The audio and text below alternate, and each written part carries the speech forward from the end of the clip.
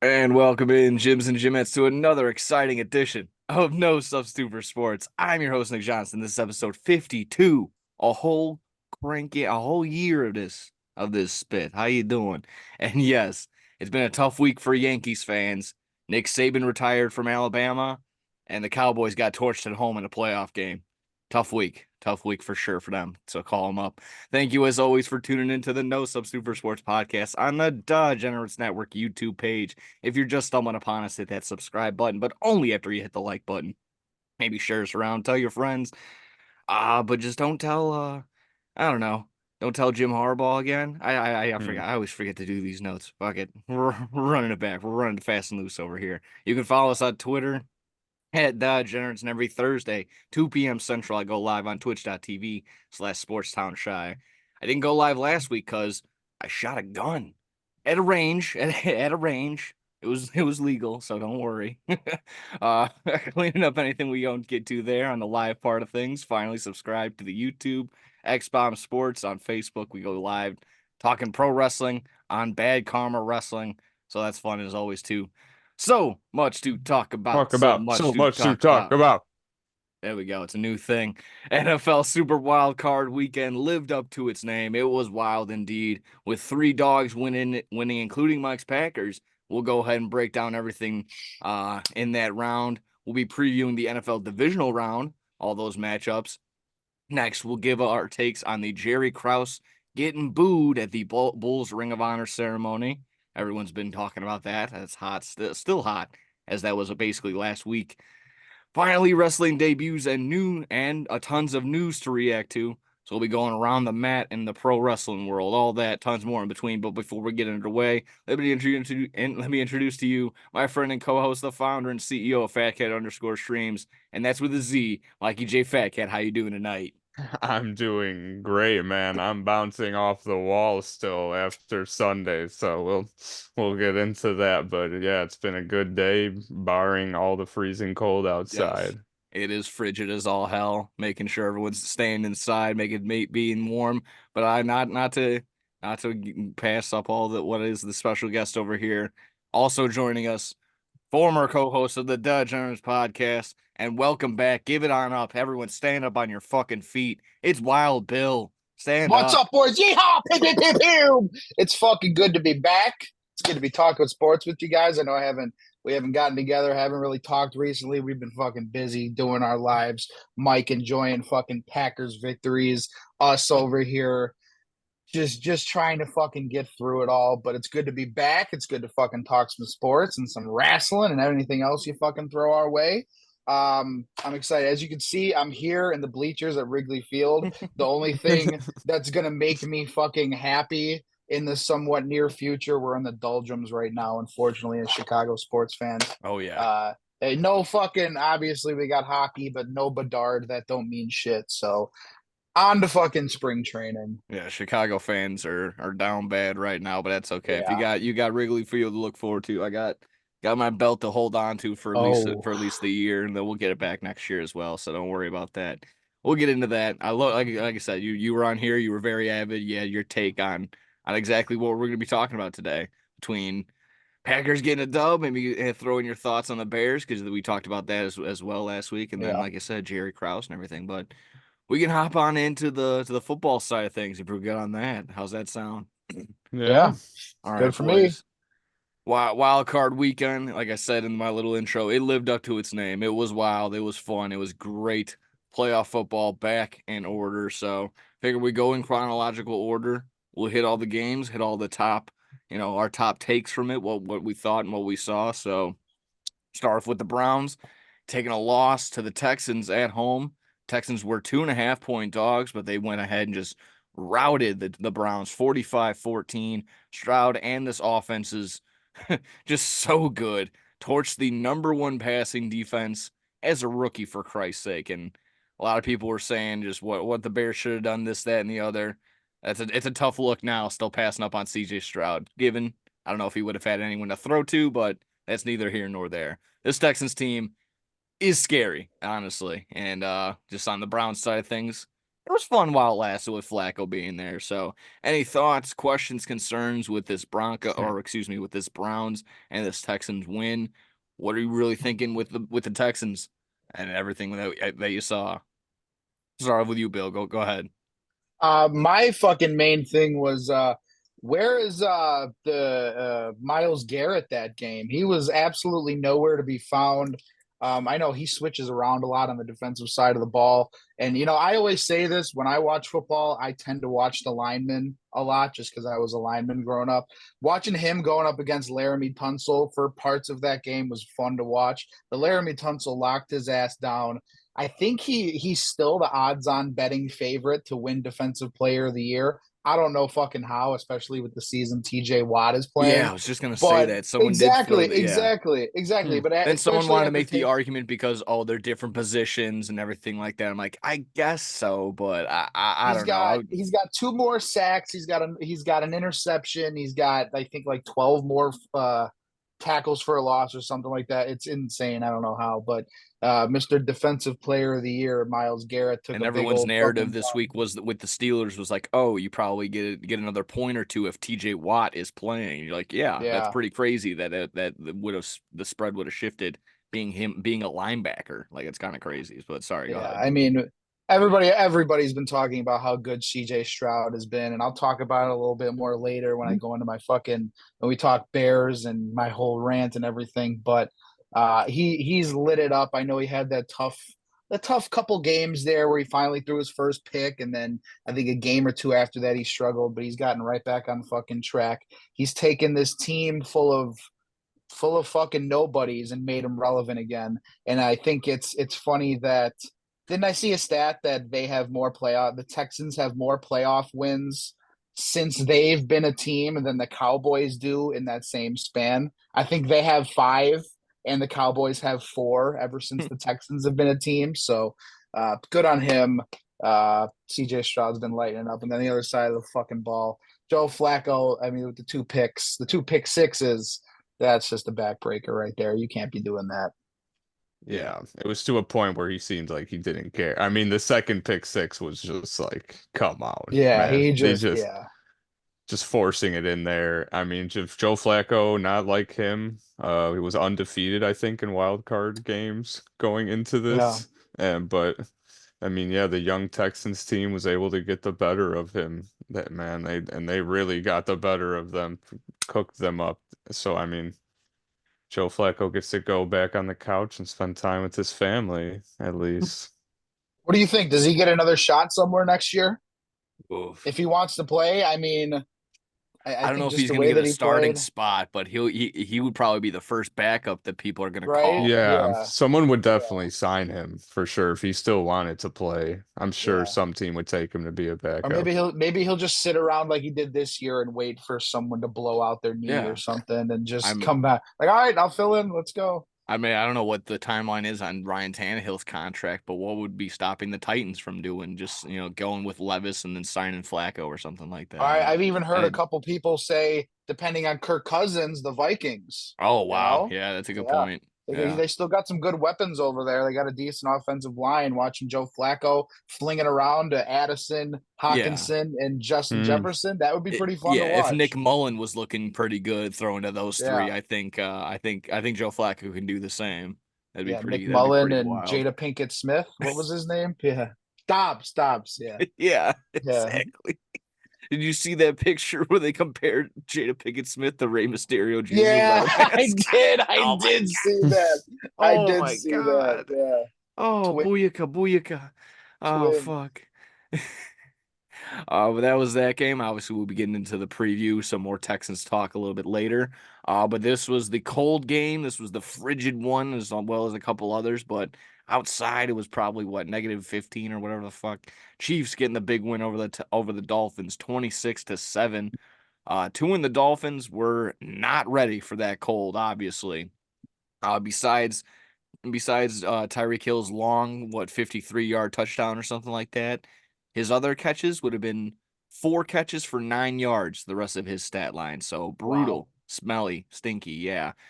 Chiefs are rough, but bright spots with Rishi Rice and Isaiah Pacheco. I between Rice and Kelsey, they were targeted 22 times.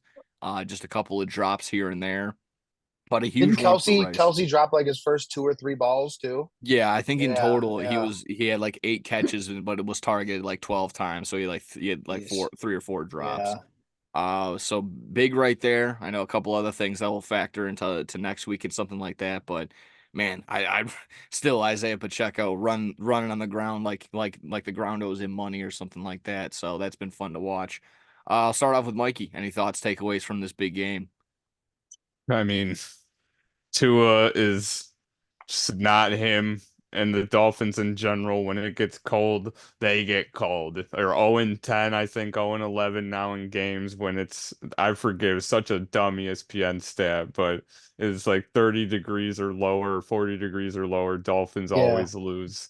And I mean, it just shows and this was an absurdly cold game. So when you're playing in Miami, it is definitely a big difference jumping from that warm weather to playing in Kansas City.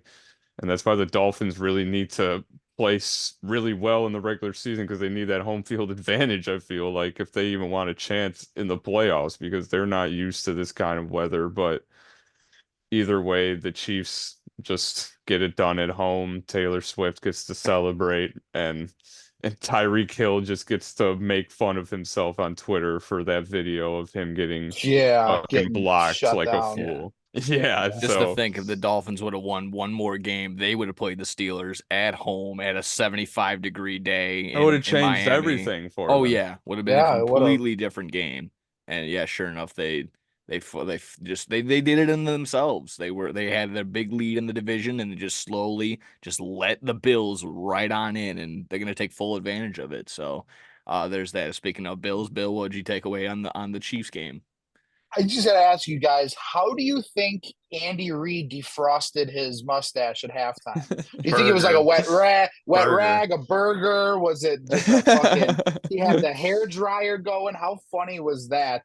But I love the way Isaiah Pacheco runs the ball. He runs like a fucking man possessed out there, and he and that defense has really been they've really been carrying this fucking team. Obviously, we know the struggles of Mahomes and Kelsey this year, and the lack of weapons, and the fucking idiot do rag wearing Kadarius Toney. I knew they were gonna win as soon as he was fucking inactive. I was like, okay, they're Oh, I gonna didn't even fucking see win. that. But Yeah, yeah, he was inactive for the game, so I was like, Chiefs won already, perfect.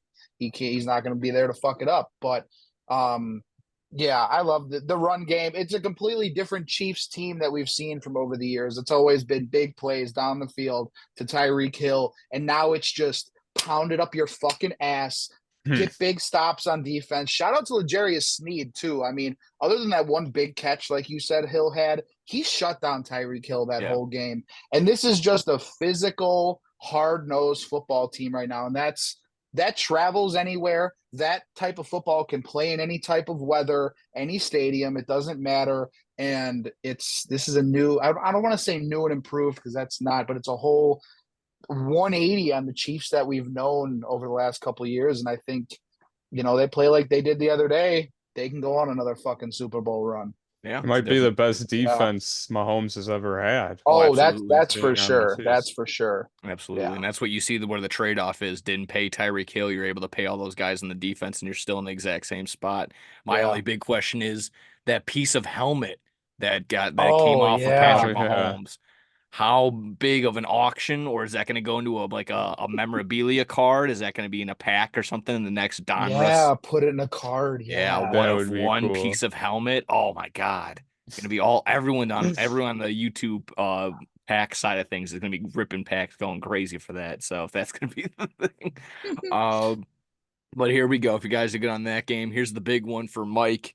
Here we go. Packers getting a huge win, and the score does not reflect the absolute ass whooping that and just how much the Packers out schemed and out coached the Cowboys. Prescott looked rattled compared to essentially. I mean, I don't want to downplay it, but essentially a rookie, his first full year on the field, and Jordan Love and this young Packer squad came in and just torched up this Cowboys team. As a Bears fan, I wasn't even mad because I just wanted to watch and see fun football, and that's exactly why I got to see. So, Mikey, take it away. Packers get the Take it dub, away. 48-32. Oh, this is sweet. I can't, I What a can't prick. believe, I Here we cannot believe this. go, Mikey. Here we go. Jordan Love did that on the last hike of the Yeah, how game. funny was that That's shit? hilarious. I don't even know where to start. I mean, Just let it all out. Give it to us, dude. the Green Bay Packers just won a playoff game on their rebuild year against the Dallas Cowboys. The Dallas Cowboys haven't lost at home since 2022 against Tom Brady's led Buccaneers. And Jordan Love and this young team where there's only 3 guys on the roster that are above 30 years of age just walked into Jerry's world and whooped them around, dominated them, and now we're moving on to the divisional round, baby. I mean, Jordan Love, let's just start with Jordan Love. Perfect QBR. Like, it's just in his playoff debut, perfect first Packer in history to do that. Just wild. Such beautiful throws during the whole game. The pass to touchdown to Wicks over Gilmore's head, I think it was in the end zone. Disgusting. The dart to Romeo Dobbs at the end of the Darts, fourth quarter. multiple huge connections to Romeo Dobbs. Yeah. Yeah, he Clutch had third such a downs to huge Romeo game. Dobbs. Yes, People he did. wide open throughout the whole game. Musgrave, Dobbs, Reed, and I mean, you name it, wide open. Just, and as Mike McCarthy says after the game, we were not ready. Thanks, Mike McCarthy. You're not ready. You're never ready. And what's this No. with Cowboys? Best head America's coaching team. job. America's team. The Cowboys haven't been to the Super Bowl since 1996. They've won 3 playoff games, 4 in the past 25 years. And guess what? Now the Packers have won more playoff games at Jerry's World than the Cowboys have. So suck it. How does that feel? Who's America's team? You This got a young, point. this young team has just impressed me this whole year. The defense, which has been shaky year in, year out, I feel like Joe Barry, the coordinator that has been on the fence, been on the hot seat. He's been getting it done these past couple games. I mean, against these tough teams too. And the offense gets it done against this tough defense. And I mean, again, Cowboys 16-0 at home since 2022. We beat them. Nobody thought we would.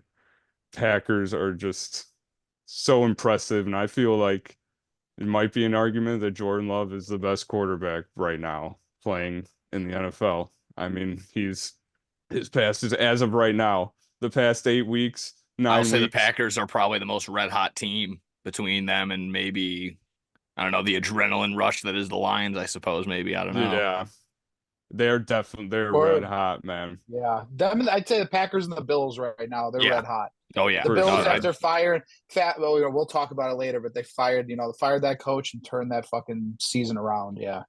But the Packers, man. Hey, I'll give it. Unless you got anything else, Mike, I want you to Uh, finish your little rant.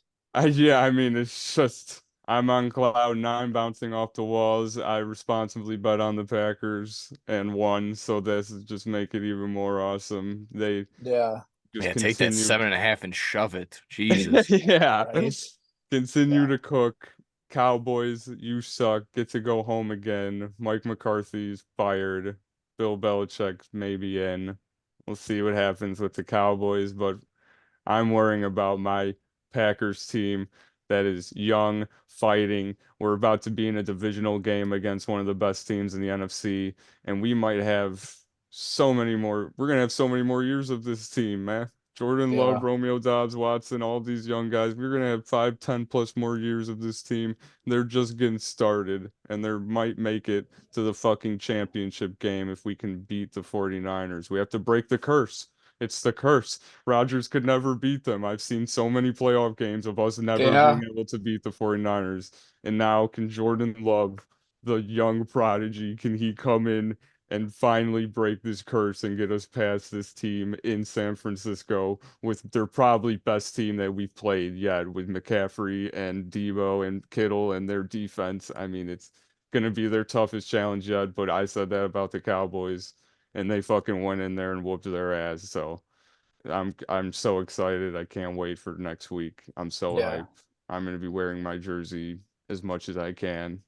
Jordan Love is the truth, man. I can't say it as much. He is the future. I'm so happy they got him. I was so upset at first when they drafted him. I was one of the guys that was like, "What the fuck are you doing?" And he has completely changed my mind. I had faith in him this season since the start, and he's just done so well, man. He's shut so many Yeah. people up, and I love to see it as a Packer fan. So just go Pack, go, man. I think that's everything. That's just I'm so hyped. I'm so happy. Yeah. I know you said you're sitting on cloud nine, and rightfully so, dude, because the Packers did it right.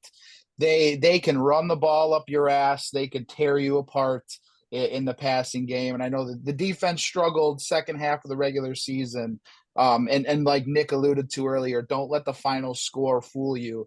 That defense played absolutely lights out. I mean, the last two touchdowns the Cowboys scored, the Packers were literally playing two high safeties and just playing off coverage the entire time. They were literally just not And giving up LaFleur big took some of plays. the starters out Exactly. near the end of the Exactly game. too. So hey, I was there Smart with move you. after Jair went down. I mean, that was Yeah. yeah. And they're already Yeah. up 41. They're up 41-16 in the fourth Yeah. quarter. Yeah. Yeah. So Ass whooping. Ass whooping. That's And that's what everyone should be focused on. So yeah, that final score. Go ahead. Sorry, go ahead, Bo. exactly. As much as I hate the Packers, Mike, I know I told you about it. I put some money on the Packers money line too. And as much as I love watching the Packers lose, hmm. watching the Cowboys lose is right up there with it because we all fucking hate the Cowboys. America's team, go fuck yourself. Yeah. Impressive, dude. I'm not going to take anything away from Jordan Love. Aaron Jones, what a fucking game out of that, dude. Yeah. First drive came out. I don't know exactly how many yards he had on the first drive alone, but carried that team down the field, took the ball off the opening kickoff, went all the way down the field, pounded one in. And that was the beginning of the end for the Cowboys right there. Like Nick said, they made no adjustments, absolutely none. You'd think at least at halftime, hey, let's play some zone, let's bring some pressure, let's do something. No, they just played man coverage all day, and they couldn't do anything. And they're just like, oh, maybe it'll work eventually. Nothing worked. Nothing worked. The Packers look great. I'll give you a fucking round of applause. Go Pack, go. Yeah, Oh, Aaron Jones has been clip the that. big talk. There you go. Oh wow, Aaron Jones has been the big talk. I believe 111 yards or more in all the Packers wins as of late. Wow. So that's been Wow. going back the Yeah. past couple He's games. been one of the best running backs right now as of late too. I mean, I can't believe I didn't mention. I mentioned Aaron Jones, but yeah, 3 touchdowns in this game. I think he's had 7 touchdowns in the past like 2 games at Jerry's Yeah, World now because he had the 4 TD game last time they played the Oh Cowboys. wow. I So believe it was Schefter. Somebody tweeted right after, it's like, oh, Wikipedia changed, and they said Aaron Jones is the owner of the Cowboys after the 3 touchdowns. So that yeah. was funny. They're from Texas. He said his dad was there. He said he felt his dad watching him that game. So Oh yeah. whenever he's Yeah. in Texas, he always goes off, man. And yeah, that just what a performance by him on top of Jordan Love. Yeah, and everyone keeps saying America's team this, America's team that. Fuck, they're not even Texas's team anymore now with the Houston Texans No. coming in. I also saw a fun one. The Yukon Huskies, with all their Final Four appearances and everything being everywhere, they have the same amount of wins, the same amount of playoff wins. The Yukon Huskies, the college basketball team, is the same amount of playoff wins than the Dallas Cowboys do at Jerry's World. So. It's Wow. thought that they might That's even have more. crazy. They might even have more just because again, they multiple tournament appearances, multiple time it's been there. So that's just fun to think. Yeah, no, just hats off. I mean, like I said, it didn't even pain me to watch that game because it was fun to see. Like, holy shit, how are they that wide open? Between I don't know at some point Jordan Love's like fuck it, Tucker Kraft is out there somewhere. I can just throw him a dart and he can probably end up going to score. So multiple options. It is a young team, and I don't even care. I always say it. My fantasy team comes first, and then it's gonna be maybe the Bears, but I don't live and die by it. I just want to see fun football overall, and that's what this Packers team by Matt LaFleur, led by Jordan Love, has been providing me with. So that's off to you. This has been fun to see for sure. And like I said, we'll be getting more into the preview. For good on that. Oh, go There's ahead. just a quick thing in which in regards to Aaron Jones. I saw a video of the NFL, those NFL films clips that they put up. It was from the playoff game. It was Jaden Reed and like some Rashawn Gary and like players talking to Aaron Jones throughout the game and just talking about like how much they respect him. And there's a clip with Jaden Reed talking to Aaron Jones. It was awesome. He was just like, "Man, you're such a great." He was like, "You're such a dog, man. You make me want to block for you. When I don't block for you, I'm like, what the fuck, man?" I was like, Dude, that's a I team, dude. love playing for you. It's just Oh yeah, yeah. Aaron Jones seems like such a great guy and the Yeah. team chemistry is real for Yeah. sure. It definitely is, dude. I And know. that's I told Mike about this yesterday. I had a fucking free bet on FanDuel, and I made a little parlay. Uh, Tony Pollard to score an anytime touchdown, and Jaden Reed 4 catches. I made it like super quick, like right as kickoff happened. I meant to take Romeo Dubs, and that's just sort of like you don't even know who the fucking Packers receivers are. At least I don't. I was so confused. I meant to take Dubs and just place the bet, and then when he made the 4th catch, I was like, "Oh, cool, parlay hit. Yeah, there we go." And then afterwards, I realized I accidentally took Jaden Reed. But it doesn't matter who the Packers have at fucking quarterback because you have another Hall of Fame quarterback. Wide Hmm. receiver. Did I say wide receiver? Yeah. Hmm. It doesn't matter because Jordan Love elevates everybody around him because he's been playing that fucking good this season. So that's what quarterbacks do between CJ Stroud and that's how we know Nico Collins' name, and that's how we know all these wide receivers in the Packers Tank name. And Dell, look at Tank Dell before he went down. yeah, Fucking exactly. I Yeah. mean, top 10 again, fantasy receiver. Yeah. fuck, Noah Brown even had some 10 reception games for almost 200 Yeah. yards. So I mean, it's that's Bears draft Caleb I Williams. was That's all gonna I say gotta say. that's the big thing for the Bears right now, and that's like what the analysts have been saying. There's that clip of that guy from the Chicago talk show. I'm not sure who he was, but yeah, he's like, "Why can't we? I want a quarterback like that. Why can't we have a quarterback like Jordan Love?" Yeah. I can only And hope it's soon. I can only Yeah. hope soon. We got 3 more games really quick. Rams, Lions. Lions getting the dub at home. First time in forever, 30 plus years, 24-23 snap back to reality. Oh, there goes gravity as Eminem was there in person. Rams setting the Rams were settling for field goals, and that's kind of what ultimately killed them. They said they had 3 field goals, and if they just would have turned one of those into a touchdown, that would have been the game. But Lions still a solid squad right there. Will that adrenaline rush, will that last them another week? Or I guess in Dan Campbell's case, 1,100 milligrams of caffeine in the morning, for crying out that's loud. not Jesus, good. that is not good for your heart, my friend. So yeah, I'll switch it, flip it over to Bill. What were we thinking on the Lions and Rams? Because honestly, this was my big one. I had the Rams. The Rams were my dark horse. Yeah.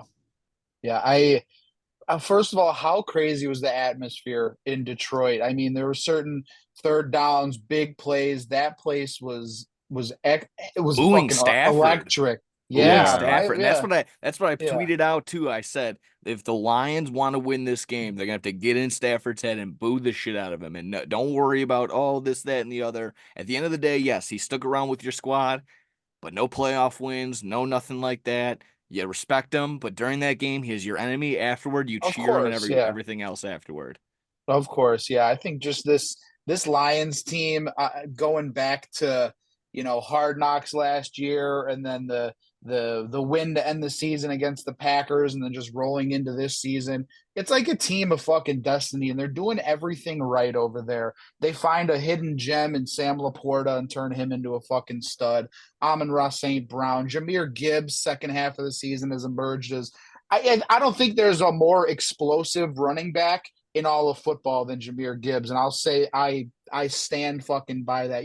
I know McCaffrey's a whole different animal, but in terms of just speed and shiftiness and his explosiveness, I don't think there's anyone that comes near him. The Yeah. defense, obviously, a little fucking sketchy here and there, but that's a team of destiny right now. And going back to like what Mike said with the Packers, and just they want to play for each other, the love in the locker room and the culture they have. That's dangerous. That is dangerous when you got to fucking then, teams are going to have to come like the Buccaneers are going to have to come into Detroit and play them again. That's a team you do not want to run into in the playoffs, dude. Nope. No, thank you. Buccaneers Lions in the divisional round just feels so weird. It does. Yeah. Yeah, dude. What the fuck? Someone was saying they want a Lions Texans Super Bowl, and I went, holy fuck! I don't even know what the odds with that would be, but holy Yeah. shit! That's I of course I would watch it, but like that would be that's a tough watch maybe, but not really. I was telling Mike yesterday, I want a Packers Texans Super Bowl just so the Bears front office can watch it and say, hey, maybe we can fucking do something they're doing. I'm not going to calm down and I'll save this for later. Yeah, I'd But, love for them to be in the yeah, Super Bowl, I want a Texans Packers Super Bowl. A Texans Packers Super Bowl. Yeah, Yeah. that'd be interesting. And yeah, Jared Goff getting his redemption. Stafford getting, I don't know, I think Jared Goff got the game ball in the back. It's like, Detroit wants you, and they throw Yeah, him that the was ball. So I like that clip. You're good yeah, enough for Detroit, yeah, Jared Goff. yeah, hell yeah, that was nice to see. Getting into the Sunday slate, moved from, I believe this was supposed to be added to Sunday, or this was now Monday. So Steelers, Bills. Shout out to all those true football guys going into the stadium, shoveling the snow.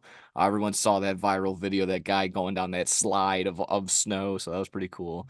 Steelers had a shot to cover, maybe even to win the game, but they just missed out bad. So Khalil Shakir, you're gonna forever live in my brain because I had Steelers plus 10 and just Yeah, tackle, that just fucking tackle him. that made me Yeah. mad, dude.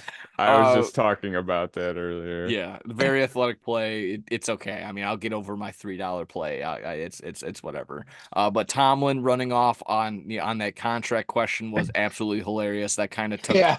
the headline. So honestly, thank you for the newest meme, Mike Tomlin. That So was funny. yeah, thoughts between you guys on the Steelers and Bills. I'll run it. I'll run it to you, Mike. I mean, yeah, I also had Steelers plus 10, so that upset me. But I'll say Steelers never really had a chance in this game, and I don't think anyone really expected them to have a chance with TJ Watt not playing and you're in Buffalo. I mean, the Bills have been they've been pretty bad all year, but now once it's the playoffs, it's back to 0-0. You're back to the beginning. I feel like you're fresh start. So Bills played a pretty good game in Buffalo, and I'll be very excited we'll talk about their upcoming game against the Chiefs, but yeah, this Steelers they just never, it was close for a little bit, Yeah. honestly. I mean, it was was close. 24-17 at one point. Very late in the game, there was an opportunity, but Mason Rudolph kind of just happened and not really able to score. As much as I did want chaos, I am glad we're gonna get Bills and Chiefs and not Steelers and Ravens for the 50 millionth fucking time, and we're all gonna know what I mean, that yeah, outcome would have who been. wants to see, Lamar versus Mason Yeah, Rudolph? Like, yes, exactly. I much prefer the upcoming Ravens Texans matchup. That sounds so much more better. But we'll Oh get to that yeah. obviously. If you're good, Bill, do you have Yeah, quick thoughts yeah, on it? Bill, you Yeah, I want know. Mike alluded to it earlier about, Jordan Love being the best quarterback in football. I think it's Josh Allen right now. I really do. Over the last 7 games, he's limited his turnovers. I what 3 touchdown passes, no interceptions last Longest game. rush of his And career this obviously, game. exactly, the big rushing touchdown. I know I seen a bunch of people. Obviously, the Khalil Shakir tackle, that was a little embarrassing. I seen people on Twitter and on the internet talking about the long run Josh Allen broke and how they couldn't tackle him. Good luck tackling that 6'6", 245-pound fucking quarterback with a full head of steam like that. Not many. He's bigger than, No, thank you. other than the defensive tackles and like the Myles Garretts and the fucking Nick Bosa's of the world. He's bigger than every defensive player out there. he So is massive. I think he's Yeah, if all the 5'10" cornerbacks weighing 180 pounds are gonna yeah. Good be luck gonna step up and be first ones to go tackle him. No, in thank you. in After a zero while, degree that's a business weather. decision. That's a business Especially Exactly. when it's as cold as it was. Yeah. Yeah. Yeah, 0 degrees, you don't want to get in the way of that freight train. But Josh Allen, I mean, as long as he limits the turnovers, I know I was saying earlier, I think I want to see the Packers Texans just to stick it up the Bears' ass. But I mean, I got the Bills coming out of the AFC right now, just the way that they're playing. So James Cook has emerged. They've been running the ball, pounding Yeah. it with him. Josh Allen limiting his turnovers, like I said, that's huge. Yeah, and I know 21-0. Steelers had that little glimpse of hope where they fumbled and scored the immediate touchdown. Like you said, it was 24-17. But Bills pulled away, got the win. Chiefs Bills, that's going to be awesome. Like you said Yeah. earlier, that the third time. I think we'll talk about it in a little bit, but it's in Buffalo, It right? is in Buffalo. It Yeah, First is. in time. Buffalo. First Okay, time yeah. this I little was gonna say, rivalry will be in Buffalo, so yeah, that's gonna be cool. And yeah, honestly, yeah, just to really piggyback on what you just said with the Bills really quick. Very interesting how the Bills made that little shift change, and now, James Cook has become the number one option, and somehow, some way, Diggs is not fallen to the wayside, but he's still in the back pocket. He's not the first go-to, and it's crazy enough that can still work, and relying on Dawson Knox and Dalton Kincaid, your two tight ends, to become two of the best receivers on your team, for crying out loud. So that's really interesting, and a good way for them to step up, considering they didn't have Gabe Davis. He might be yeah. still dealing with that knee injury. So also all fun and games right there, all into the nightcap, and boy, oh boy. We showed up to watch it, but the Eagles did not show up at all in general. Wow. Don't want to take anything away from the Bucks, but if there was, honestly, if there were more catches, there probably would have been an even bigger win by the Bucks. But the Eagles just completely fell apart as a team, a unit, a locker room, everything. Everything was a complete collapse from, Yeah. again, just the poor performances, going what, 1-6, and they were 10-1. They finished 11 Yeah. and 6. They had the Um, easiest schedule out of any team to finish the season, and they went yeah. 1-6. And you could argue they should have lost that other game to the Giants too, depending. They only had like an 8-point win right there. And this was not the Eagles of old. This was not the Eagles of last year that had an even easier schedule, and Waltz kind of walked right into a Super Bowl. Banged up left and right. The AJ Brown distraction. You can maybe even correlate. I don't want to tie it in, but Jason Kelsey having his whole podcast and his other side projects going on. I don't want to say that that's not a big thing too, but it's a whole thing. Honestly, the biggest thing has to be the coordinator switch, getting Matt Patricia in there mid-season. That really went to show you how just where everyone's head was at, and that's the biggest collapse. But again, I don't want to take away from the Bucks. Baker Mayfield is a fun story. Talk about a guy who was he was on the Panthers practice squad. He was doing like B teams defensive Yeah, I squad saw him. stuff. I saw that today. They had him on the D line with the Yeah, scout team and yeah. shit. And now he's they threw it up there, and even Joe Buck was like, I hesitate to do this, but we're gonna run the graphic. Tom Brady compared to Baker Mayfield at the very last year. They were really close. I mean, I think Brady Yeah. had like 400 more yards passing, but Baker had the better touchdown to interception ratio. Like, Wow. oh, this is pretty good. I mean, Baker about fought home, and I did also enjoy all the fans wearing the Baker hats in the chef hats Yeah, in that the in was the cool. stands. So Bucks just giving the Eagles an ass whooping, 32-9. Bill, what were your thoughts? Obviously, you hit it on the head with the Eagles, that the total collapse. No AJ Brown, a lot of injuries on both sides of the ball. I think the biggest thing for them was no Dom. Ever since they lost their big Dom, the No, he security came guard. back. He came I He back know though. was he came back. there. He came back last night. I think it was a little too late. Ah, Too little, too late. They lost him after the sideline scuffle with whoever the fuck it was, and season went down the toilet. But anyway, I fuck the Eagles. I hate them too, and their scumbag Yeah, fan their base. It was fans fun. It are was fun to horrible. watch them lose. yeah, die Eagles Um, die. I mean, yeah, we got them yeah, and Cowboys getting eliminated. Like, let's go. awesome. Finally, we got the two most toxic fan bases out And the there. Steelers Out, too. yeah, and the Steelers out in the first round. Love it. We don't got to deal with any of that, any of the videos of people just getting knocked out in the stands. Or what was the one? Yeah. The one last night where the dude was trying to shake the Eagles fan going down the escalator after the Eagles game, and the No. Eagles fan was just like, fuck you, fuck you. Like, come on, dude. Come on. It's a football game. You don't gotta act like that. But Baker Mayfield, the Bucks. all year, Rachaad White's been one of the best running backs in football. And I sort of, slapped myself on the wrist for not drafting him. I had my fucking cursor over him in fantasy, and I was like, him? I took Isaiah Pacheco, so I mean, decent pick, Solid. but a top 3 running back in Rachaad White all year. I, slapped myself for that one. But, good to see the Eagles lose. Yeah, absolutely. Mike, you think Nick Sirianni's getting fired? I mean, I saw them ask Jalen Hurts about, and he was like, "Who getting fired? I ain't heard about that." So, I I don't personally. I think he's a scumbag and doesn't take it seriously. I don't know. It doesn't seem, they had the one Super Bowl appearance last year, and now I don't know. Since that shit with them and the Chiefs, where he was like, I don't hear you now, Chiefs fans. That's when they started just losing constantly. Yeah. Like it's I don't know. It's like you said, the whole locker room's imploding right now.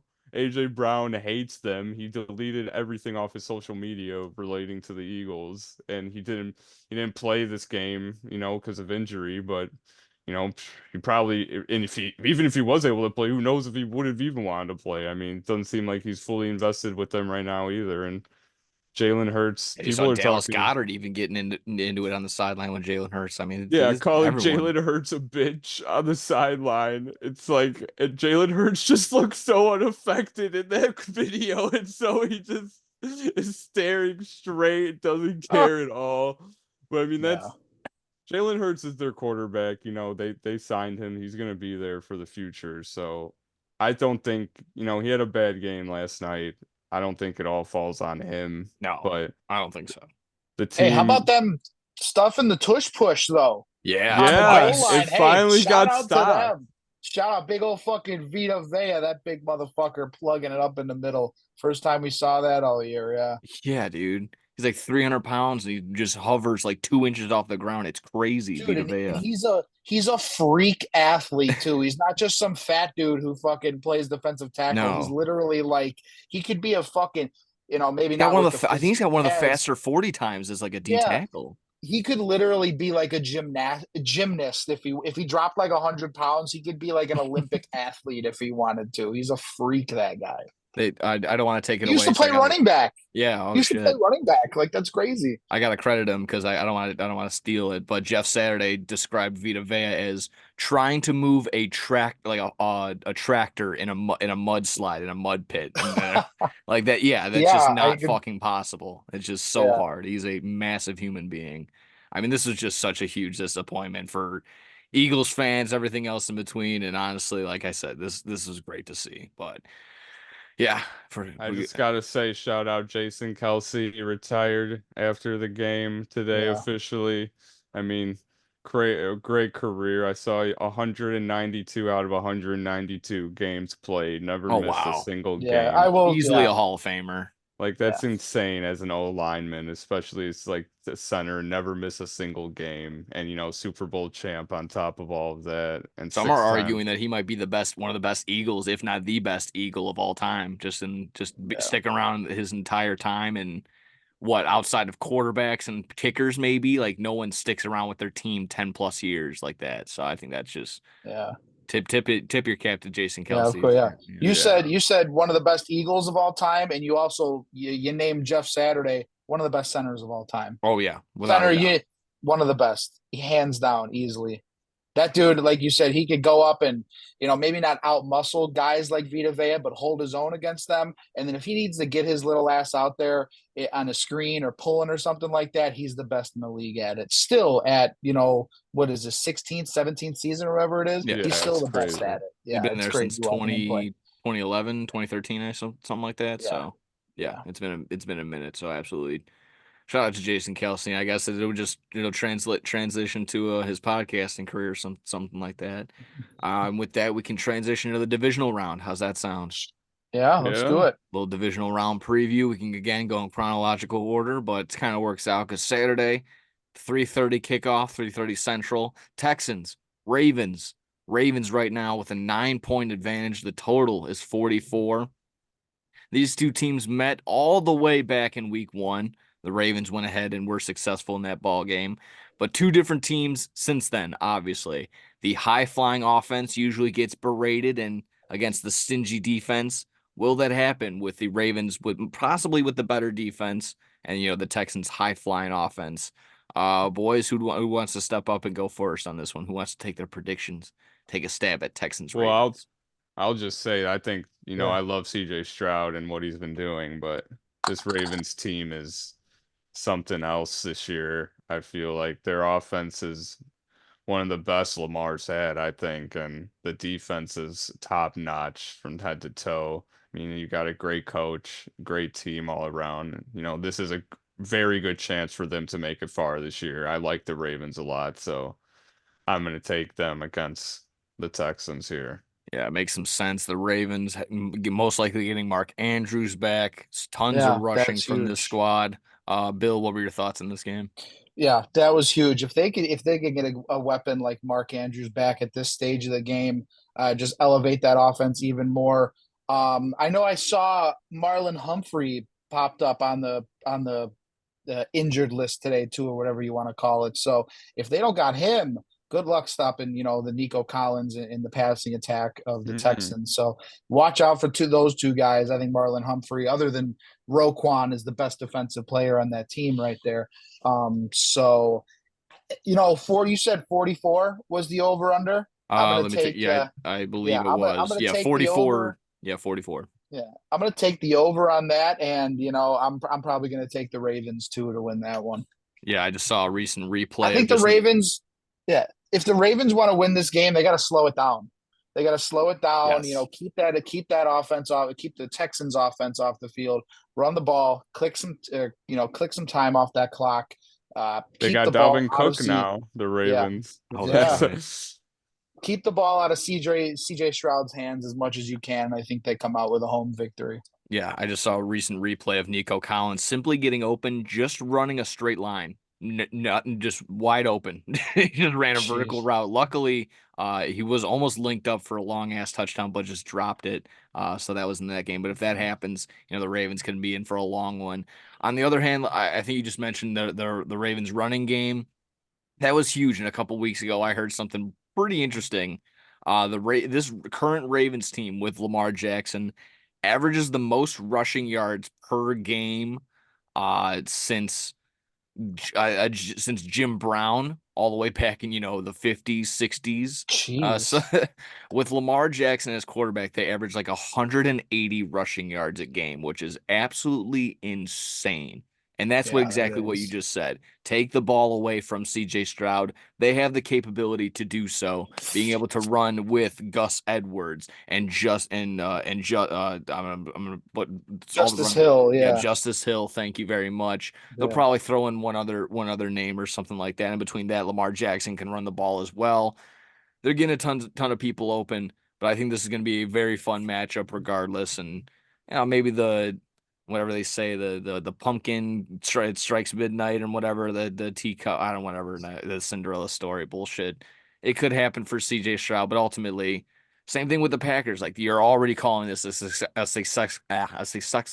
successful season, for crying out loud. If I can get the words out of my mouth. Um, Absolutely going to be a fun matchup for sure. And a good way to kick off this divisional round. If we're good on that game, we got the Packers and the Niners on the nightcap on Saturday, 7:15. Niners currently Hmm. 9.5 point favorites. So two big favorites, both number one seeds coming into play on Saturday. 9.5 point favorites for the Niners. Total is 50.5, the largest total of the weekend. Let me double check. Yes, it is. Total 50.5. I, this might be a team, honestly, looking into the time machine mirror, if that's an accurate portrayal, maybe. These are two very, very similar teams. Highly explosive, good coaches that know how to scheme and move their players and get them into position. I think the Packers are just the Niners, just a little bit younger. Maybe that I hope I'm not out of bounds when I say that. I think, of course, the Niners might have the edge on the defensive side and just maybe just the all around more reps being with, having some veterans and whatnot. But this is essentially the same team. Well, of course, I want the Niners to come out and spank the Packers just because, yeah, it'll be fun and whatnot. This is going to be a good game. This is going to be fun, very fun to watch. 49ers are going to have to mind their P's and Q's and make sure they're on their A game because there's nothing to sneeze at. This Packers team is ready to play. Like we just mentioned, they might be the most red hot team coming into the playoffs right now between the games that they were able to put together towards the end of the season to playing last week against the Cowboys and just handing Dak Prescott his own ass. So this team is ready to go. They're ready to play. This is going to be absolutely fun to watch. Like I just said, it'll be a fun battle, just a little bit back and forth. Like I said, I'm gonna give the Yeah. Niners they might keep it close and maybe get their Niners breakaway type deal when they get some big plays and they get some defensive takeaways and stuff like that. But this will be entertaining. So, Mike, Packers, Niners, what are you thinking? Yeah, I mean, this is going to be the toughest challenge yet, and I think I said that last week against the Cowboys, but now what's really going to be the toughest challenge yet. And I mean, the Packers, we're playing with house money at this point, baby. We shouldn't even be here right now, but they're coming in here against San Fran, number one seed in the NFC. Like you said, very, very similar in both sides. I mean, Aaron Jones, McCaffrey, both very good running backs. Purdy and Love. I mean, I think Love's better than Purdy. I mean, what the fuck? Purdy's just a game manager, like Cam Newton says. He's got all those good players around him to throw him the ball.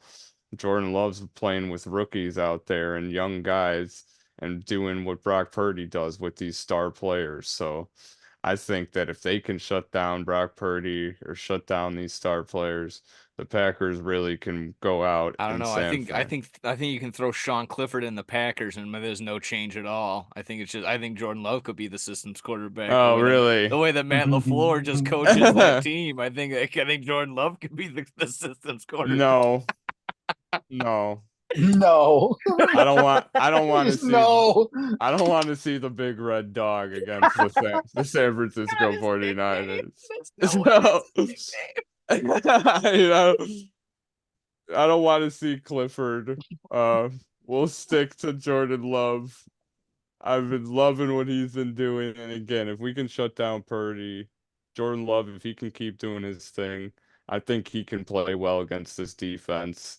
And we really can win this game, and we might have a chance to go to the NFC Championship and just potentially play I would love to be the Lions. I mean, we can maybe see a Packers Lions NFC Championship in Detroit. The story of Packers have whooped the Lions for so long, and now the Lions have a chance to beat us, and Packers got a chance to keep on cooking it up, man, in Detroit. I think that would be the best game, but I know San it's very Fran's, much looking ahead, but they split the regular season series, right? 1-1 between the Lions and Packers. I think, yeah, because they won on Packers, won on Thanksgiving, yeah. Oh, yeah, okay. Then yeah, I think they went 1-1 then. So again, it's all on this game this week. San Fran.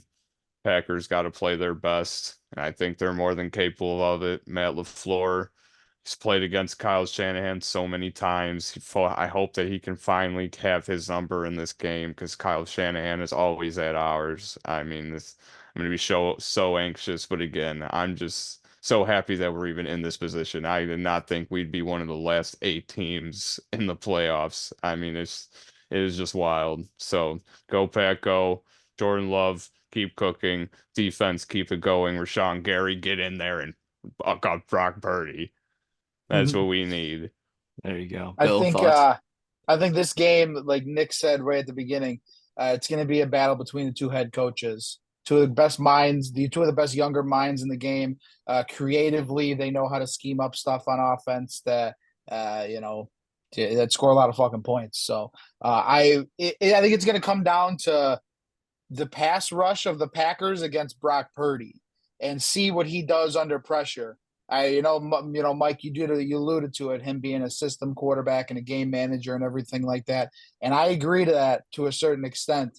If he comes out there and he's rattled and he's just throwing the ball all over the place and he's just like a deer in the headlights, don't know what's going on, I think the Packers are going to take it. I mean, they're rolling; they got all the momentum right now. If he could just stick to the script, get the ball in his weapons' hands, whether it's Kittle, Ayuk, Debo, fucking Juszczyk, McCaffrey, fucking Trent Williams, tackle eligible. You don't know what the fuck's coming at you with the 49ers. So as long as he can, just be Brock Purdy and, not let the game get off the fucking rails. Like the one game he had, 3-4 interceptions or whatever. Yeah, like the that. Raven. If you're gonna get Ravens, where you just said where he was rattled, not only that, and threw the ball very recklessly and decided to almost cook me in my fantasy playoffs. But no, we were able to power through. But yeah, if you're gonna get a rattled, distracted Brock Purdy, that's gonna be a problem for sure. This is gonna be his first true test, I think, as the quarterback of the Niners. I know, number 1 seed at home. You're against the Packers. Don't overlook them. Don't overlook them because the Cowboys did, and they got their ass whooped. Yeah. So that's all I'm going to say. Did you see the clip of Kyle Shanahan talking about he said that they started preparing for the Packers in the second quarter? Like the second quarter. Oh, wow. Wow. That makes sense. Good. I mean, yeah, exactly that. I would just say, obviously that's going to be a fun game to watch if Packer side of things. McCaffrey had 2 weeks to get healthy, so just be mindful of that. So that'll be interesting to see McCaffrey for. I mean, they have one of the best offense. They have the best offense in the NFL. Yeah. It's like I mean, Bill just named off all their players. It's disgusting. Yeah, they had like 12 Pro Bowlers between the offense and defensive side, and they still had people get snubbed from the Niners side. So crazy. That'll be such a fun game to watch. A great nightcap on Saturday. Flipping on over to Sunday. I'm upset. I'm actually sorry. Sure. I'm gonna miss this game too. Oh shit! I'm not gonna be able to watch this one live. I'm busy Saturday night, but I'm definitely gonna. What's got you? What's got you packed in? If you can't, I mean, if you can share. Oh, I can share it. Yeah, you guys are gonna laugh at me, but I'm going to see Star Wars. Oh, there you go. Yeah, I'm going to see. It's the original A New Hope is Saturday night. I wanted to go. I was trying to convince my fiance, babe, let's go Friday. She's got a fucking she's got a cheerleading game Friday night, and obviously she wants to come with, so I can't just bail on her. So we have to go Saturday. It's either Saturday or Sunday at like 1:30 in the afternoon, and that's just a fucking make a day out of it if you're gonna go. Yeah, we'll see. We'll see. That's okay. That's okay. Honestly, go Packers, man. Yeah, stay away from your phone on that one. Play it on the DVR when you get That's home. what I'm going to try and do. I'm going to record it on my fucking shit. I'm going to turn all notifications off, just like I do with AEW. I don't follow AEW on anything, and I record it all and then watch it the day after. I'm going to really try and do that Saturday with this game. It's almost impossible this day and age, but I'm going to try my fucking hardest. Flip the phone on Do Not Disturb, so you're not getting any Snapchats from the gambling group chat, because you're going to get, oh, son of a bitch, he didn't get my over, and then you'll be like, oh, well, that sucks. I'll say I'm going to do something like that, and then like I'll open Instagram just while I'm out, and then it's just like, oh, for sure. Yeah, exactly. Yeah, you try so hard, but it's almost impossible. But I'm going to attempt it. I'm going to attempt it Saturday night. Watch it at like midnight or whatever, whenever we get home. So I would just exactly that. So flip the phone on Do Not Disturb, and maybe let the gal have the radio station so she can turn on like B96 or something. You know what? Obviously me and her father are huge Bears fans, both of us. She likes giving it to us whenever the Packers win. She's like, Packers, Aaron Rodgers, blah, blah. Mike, she did it at Dave & Buster's that one fucking night. And I was like, this is Mike, the Packers fan. And she high-fived him. She's like, oh, yeah, go Packers. So she's one of them. So, like, she might get a text from her dad. She just does it to piss me off, and that's okay. But I'm going to tell her, listen, don't say anything about this because I'm going to watch it when I get home. I think she'll respect that. But, it's going to be Star Wars Saturday night for me. Obviously. That'll still be cool. That'll still be fun. Yeah. Interesting way to play. It'll be a bold move. Packers are going to need a new hope with Jordan Love to beat San Francisco because we never have. New hope. He's the chosen one. The young Padawan, Jordan Love. Aaron Rodgers taught him everything he knows. He has to beat them. Yeah, and then he went to the dark side. Fucking guy. Look at that. Oh, did you see that? The Packers cycle of success. It was like draft a quarterback, send old quarterback off to the Jets, receive picks, turn picks Yeah, into yeah, talent and stuff like that. Keep repeating process. They've done it twice now. yeah. So that's been pretty good. That'll be fun. That's a good way to cap off Saturday night. So I wish you good luck with all the spoilers on that. On to Sunday's games. A little bit lighter of a maybe a start off, but we'll see how it goes. Bucks and Lions. Lions 6-point favorites getting another home game. Kickoff is set for 2 p.m. and at the Dome in Detroit. Total is 48.5. This Bucks offense looked good after, not looking at even close to what they were these past few weeks now. Can they reproduce that against a Lions secondary that just, well, they ain't too great. No. Lions still riding really high. Clearly they are the better team, but just are there any, I'm leaning towards the Lions. I think they are the better team, but can anyone come up with some outside factors or something like that I'm just not looking at? I I Go feel ahead. like it's just been me, but I always feel like the Lions play down to their opponents Yeah, I mean, sometimes. 6 points You is pretty know, big right it now. is. It is. And I think if there's a team, obviously, the other two NFC teams I think could beat the Lions. But in this matchup with the run game, the Lions defense has been absolutely atrocious against the run this year. And obviously with the deep threat you got with Mike Evans and Kate Otten actually had a good game last night too. So if I had to, Granted, the Rams are like the last yeah, last against the tight yeah. ends in the If I league. had to bet on one underdog to win this week, it would be the Buccaneers. Yeah, Wow. yeah. Wow. That's oof. Big win at home. You're going back home. Maybe the momentum, maybe a little bit of a letdown after your first playoff win in 30 something years.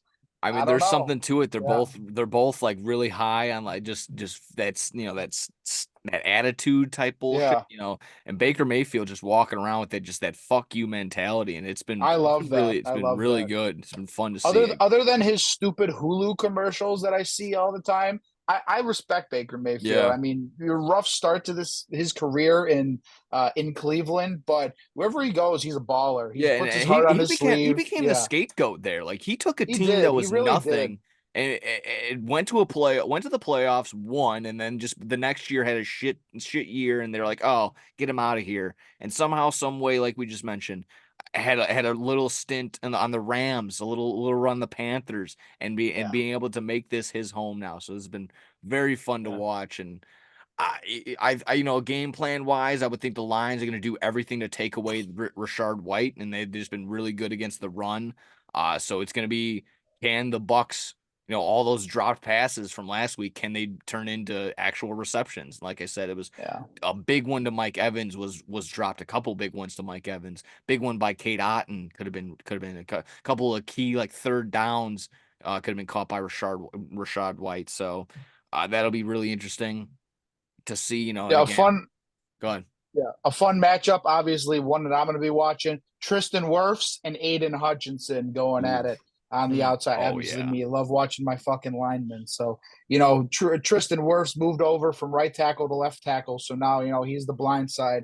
And Aiden Hutchinson, who's had a little bit of an off year, I don't think he's that top end edge rusher that everybody thinks he is, but he's that next tier down, I would say, of edge rusher. So him Yeah, against Tristan Wirfs is going to be fun to watch. yeah, and it's honestly a pretty stingy Bucks defense all around the board. Mike, what were your thoughts on this game? Yeah, I mean, Bucks, I kind of could agree with what Bill's saying. I mean, we mentioned teams being red hot. I feel like Bucks have been one of those red hot teams, and they have the team to back it up. The defense has been playing well. It's Devin White, a very good linebacker that they've got there, and How just about all around. Winfield? Can we talk about Antoine Winfield? He might be one of the best defensive backs in all of football, in Oh my yeah. opinion. Wow. Yeah, he is so good. Yeah, I mean they have a very underrated defense as of now. I mean they didn't lose too many pieces from that Tom Brady team, and No, they still have a very good defense. And the offense is dangerous. And Mike Evans, Chris Godwin, White, and they've got some speedsters around them. And Baker Mayfield's playing his best football right now. So they've got a very good squad. They're going to go into Detroit where the Lions, they can be beaten for sure. The Rams got very close this past Yeah, week, so they're gonna make it a game, but this is one that I'll be watching for sure because I feel like it can yeah, go either way. Honestly, I don't know. Yeah, I know. Like I said, that 6 points is kind of interesting. I don't know if the Bucks necessarily get that one out because like I know I kind of agree with what Bill said. The Lions like to play down to their competition a little bit, like to play with their food and don't give yeah, don't give don't give the Bucks an opportunity because they took every opportunity against the Eagles and they pantsed them sure enough. So that'll be yeah. very fun to They pants watch. them. But this might be the national game of the week for sure. Everyone's going to be, I know obviously Mike has his Packers, that'll be his game of the week, but everyone's got this marked on their calendar. Chiefs, Bills 2.5 point favorites. The kickoff is set for 5:30 on Sunday. Total 46.5. This is the first time in this, like I said, mentioned earlier, first time in this mini rivalry that the Chiefs are headed to Buffalo for this game. First time that Mahomes has a road playoff game that isn't a Super Bowl. So Ooh, absolutely interesting, I interesting didn't to know see that for one. sure. Yeah, I feel like that's what I've That's been saying. crazy. It Yeah. sounds right. It sounds right because they've every year they've been contending. They've been the number one seed. Yeah, So I mean, and yeah. getting this number 3 seed right now. So this is we haven't seen a more vulnerable Chiefs team led by Patrick Mahomes and gone away from the receiving side that they have been going. They've been going the more traditional route of running and defense, like Bill had talked about earlier. On the flip side, Bills red hot, Josh Allen slinging it away. This is set up for a phenomenal nightcap and just whoever gets this one could potentially just end up winning out in the AFC. A lot of people are kind of thinking that side of things, even with the Ravens still being on the opposite end. So I don't know. I think I'd start off with Bill on the opposite end, so I'll go Mikey guy. Chiefs, Bills. What are we thinking? Hmm. Well, I've been a I've been a big fan of Josh Allen since he's been cooking it up on the Bills. And I've always enjoyed their story because it's been so long since they've made it even to the Super Bowl or have I don't even know like I don't know the full statistics. I don't know if they've made a Super Bowl before or I don't think they've won a Super Bowl No, the Bills actually. they went to the 4 straight Super Bowls and lost And them never all. won. Yeah, Yeah. that's Yeah. right. So Yeah. Which that might be some say that's more impressive than winning one, be going to 4 straight and still losing one, which is like, no, that's crazy. You gotta it's win one. Yeah. heartbreaking. Yeah. And they've got a great squad. I like Stephon Diggs. I like Josh Allen. I'm rooting for the Bills here. I hope that he can get Mahomes finally. Mahomes has always had Josh Allen's number. Josh Allen's never beat Mahomes in the playoffs. This could finally be his chance to get him in Buffalo. I mean, they've got a team to do it. Like we've mentioned already, the Chiefs have been up and down all year. They have a very good defense, probably the best Mahomes has had, like we mentioned, but Without a doubt. Josh Allen has a good offense to like fight against that. We got Stephon Diggs and Gabe Davis and James Cook. He looks like we talk about explosive running backs. He looks like a very one of the Red explosive hot. running backs right now. Yeah, the way that his burst, he's able to get out of there, cut through the holes. He's looking very good. And they could definitely compete with the Chiefs here and finally get past him. And I think it could be a great AFC championship with Bills and Ravens. That Oh would yeah. be just such a good game. Forgot to Yeah. mention that the Bills also cut Leonard Fournette today. No playoff Lenny. We'll see if that is Wow. a factor Oh, at all. Bill, what was your thoughts on this game? I'm hoping this is sort of like this is just a running joke in my family. This is what my sister always says. I just hope both teams have fun. And I really do. Like I really hope this is just an instant classic like the last two times. I'm rooting for overtime. I'm rooting for fucking overtime. Oh, And that now would that be awesome. they've changed the playoff rules for Josh Allen because of Literally. how much they literally cried about it. And it is what it is. But that's what I'm rooting for. I'm rooting for overtime. I'm rooting for a last second drive by the Bills to fucking win it at home and to send them to the AFC Championship game. I've had it with fucking Taylor Swift and the fucking Chiefs and Kadarius Toney and all the bullshit going around this fucking team. I think the Bills are the hottest team in football right now. 6 out of the last 7, and then beating the Steelers the way they did. I'm going to ride with the Bills. And, their defense has been playing a lot better, too, the second half of the season. I know, didn't really look that way against the Steelers. I know 17 points is a lot for the fucking Steelers, it feels like. But end of the regular season, they looked really good. Carry that into the playoffs. Look for Von Miller to have a big game. I feel like we haven't really heard from him. He hasn't played a whole lot. He's been injured. And then when he has been healthy, he hasn't – He was dealing with that off the field exactly. thing. He had that Exactly. caught up with a case or something like that. Yeah, and then when he does play, he doesn't really do a whole lot. So we're gonna need someone to get after fucking Mahomes, get him out of that pocket, get him scrambling like the Bucks did back in the Super Bowl, and take the Bills to win this one. Yeah. I'm not rooting for it in either which way, but we've already talked about Nick Sirianni possibly getting the boot, with the Eagles getting this loss. If the Bills lose, does Sean McDermott is Sean McDermott on the hot seat? Does anyone want to take this? So, yeah. I mean, go ahead. Yeah, you got to get it done. You're brought in there to win championships, and they haven't been able to do that yet. Granted, you know the AFC has been absolutely stacked the last couple of years, and now you got to run in. You got to deal with potentially, not potentially. If he's on the track, stays healthy, he's going to be a fucking Hall of Famer, one of the best quarterbacks ever. And Patrick Mahomes, you got to run into that boogeyman at the end of every year, but. Yeah, we've seen it happen before with head coaches, and there's a lot of expectations over there. They still have a lot of guys that are going to be returning next year on contracts. The Bills aren't going to be losing a whole lot of players. Maybe you bring in a guy like Bill Belichick. I'm not just saying he's going there, but Bill Belichick or someone with a little more experience or someone that can maybe get him over that hump. So I definitely think he could be on the hot seat. This is possibly Gotta the get biggest, it done. possibly the most talented coaching pool I've ever seen in my football lifetime, and still the Bears stick with Matt Eberflus. Pow, right in the kisser. I mean, any thought on that one, Mikey? With Sean McDermott, is he safe, or do you think he's possibly, if they lose, is he gone?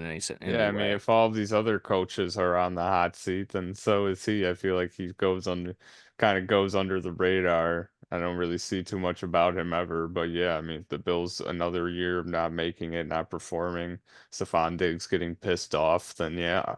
Yeah. I mean, I can see the argument that Bill was trying to set up with, they run into Patrick Mahomes every year, or, God forbid they just got passed by with not having Joe Burrow this year, or on the table is potentially playing Lamar Jackson next round or something like that. So you run into a bunch of talent on the AFC side, but it's not an excuse anymore. It's not an excuse when you've had arguably a top 1, 2, 3 quarterback, a top 1, 2, 3 wide receiver in Stephon Diggs, and just a top 1, 2, 3 defense overall in the Bills defense. So they have to get this done. They have to get this done this year. You could relate it to look back at the Colts and the Patriots and the Manning Brady days and all the good quarterbacks and all the good talents that were in the AFC. You had Phillip Rivers at one point. You had Big Ben. You had Tom Brady. Fucking Peyton Manning got a Super Bowl. Peyton Manning got a Super Bowl in there, and I feel like this is a very similar trajectory looking at the AFC right now with all the talent you got at the quarterback position, all these very good teams you got. I think the Bills at some point have to get over that hill, and if you can't, you have to look and say, all right, we got to make a change because we can't be getting bounced by this dude every single year. Yeah, absolutely. Yeah. Absolutely. So if we're good on that, we can really quickly just go through our picks, I suppose. So Ravens, Texans, who we got? Ravens, Bill? Ravens. I'll take Ravens too. I will take the Ravens as well. I will play it safe. I'll still take the plus 9.5 for the Texans, and then I'll take the Ravens to win, just so I can maybe be right on. I'll take the over. I'll take the over on that one for sure. Total is 44 on that one. Yeah, that's low. That's low. I think so. I think that maybe Vegas is thinking that the Ravens are just going to smother the Texans, but I think the points can be scored either way. Yeah. Packers Niners obviously goes without saying. Mike's going to go with the Packers. So Bill, Packers Niners. Niners, but the Packers cover. Okay, that's fair. I think that's the same route there too. I got Mikey just for the sake of being able to say it. You got your Packers. Oh yeah, baby. Are you kidding me? For sure, for sure. Bucks Lions. Who we thinking there? Again, total on that was 48.5. This is my upset. I'll take the Bucks. Okay, all I'll righty. take the Bucks on the road. All the momentum the Lions have had, big home win. You beat your former quarterback. Eminem's there, first home win in 30 plus years.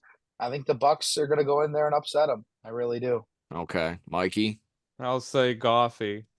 you got I'll say Goff. Goffy gets it done, and they Okay. move on. Yeah, I'm gonna take the Lions as well. I think I might be a chalk eating weasel this entire round because I'm gonna also take the Bills in this other matchup. Bills Are they the Chiefs. favorite too? The Bills are the favorite, 2.5 Yeah. points, just basically getting the 3 points at home. So, of course, we can always see the route where the Chiefs come in, upset, maybe some ref ball either way. But I did like that meme where the refs are freaking out. They're like, the Chiefs, the Bills, who do we decide to win this week? Like, what's going to happen? So, that was pretty fun. But either way, like I said, I'm going to be a chalk eating weasel. I'm going to take all the favorites this Oh, week. I'm going to take the Bills. Mike, who you got in Bills Chiefs? Bills. Bills. And Bill, who you got?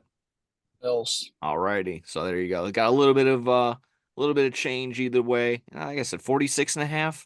Fuck it. We'll just take the over just to have fun right there as well. Yeah, take that over easy money right Yeah, I there. know. Fuck the That's cold. easy. Doesn't Yeah, who matter about gives the a fuck? cold. The It'll cold, be the cold don't mean shit unless you're standing on the fucking sideline not yeah. playing. No, it's Coming gonna from be a guy who played football my whole life, I never was affected. I don't know. This is just me. I was never affected by fucking weather. You're not cold when you're out there fucking playing. These guys got these fucking fluff jackets and fucking jet engine heaters on the sideline. You heard Jason Kelsey on his podcast the other day talking about the benches. You could cook a fucking pot of soup on the bench, apparently. They're that fucking I'm surprised. hot. Yeah, I'm surprised there's They're not fine. rotisserie chickens going on back Yeah, there. For exactly. Christ's sake. That's what I would do. Stick one underneath. You get the fucking chicken Yeah, during halftime shit.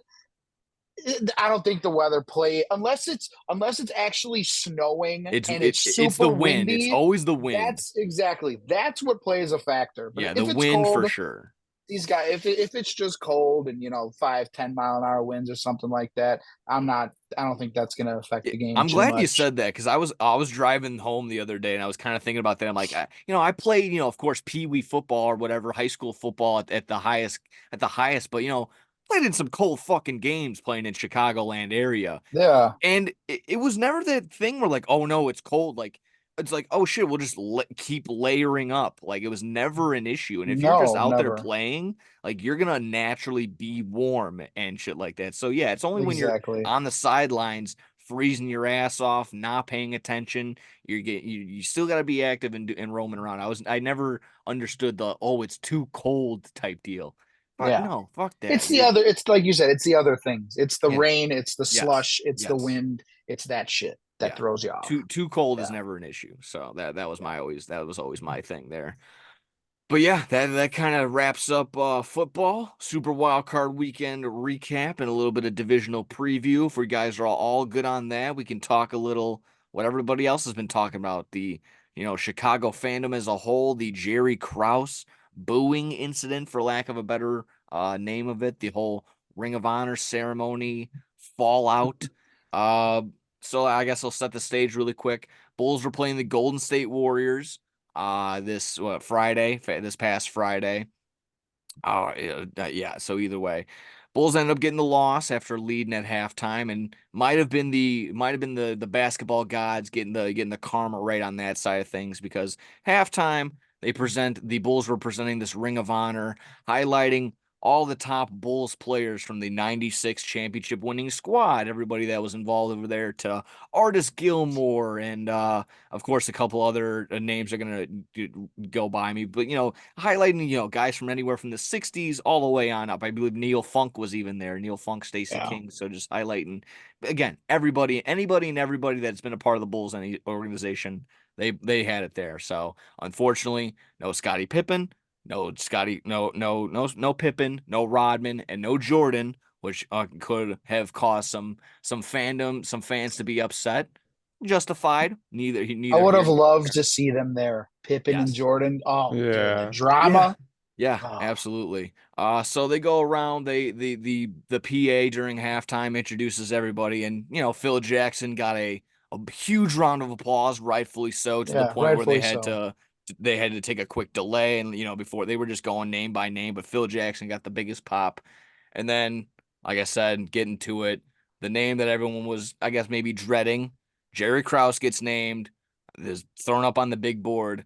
He's been passed away for about 7 years, so in his place to represent him, named afterward, was his widow. I'm blanking on it. Thelma, I think Thelma. her name was Yes, thank you Thelma. very much. Yeah, Thelma Krause, taking place representing Jerry, clearly broken and distraught, in tears after the 18,000 fans in the United Center, booze raining down on this Ring of Honor ceremony.